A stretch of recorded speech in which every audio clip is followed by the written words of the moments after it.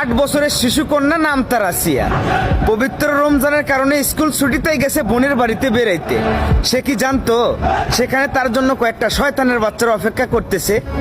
বড় ভাই সমতুল্য দুলো ভাই, বাপ সমতুল্য বোনের শ্বশুর, তাদের কাছে এই মেয়েটা ধর্ষণের শিকার হলো।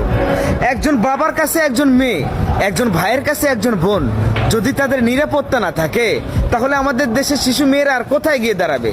যারা এই নিকৃষ্ট জঘন্য কাজ করলো তাদেরকে কি আপনারা থানায় দিয়েছেন? থানায় দিয়ে তাদেরকে কি করবেন? তারা বড়জোর 2 মাস 6 মাস জামিনে বের হয়ে এসে আবার ওই সরজমিনে ঘুরবে।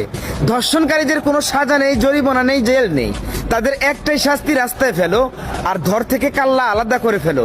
এমন শাস্তি 10 জনকে প্রদান করো, দেখবে এরপর থেকে যারা ধর্ষণ করতে যাবে তাদের অন্তত হাঁটু কাঁপবে।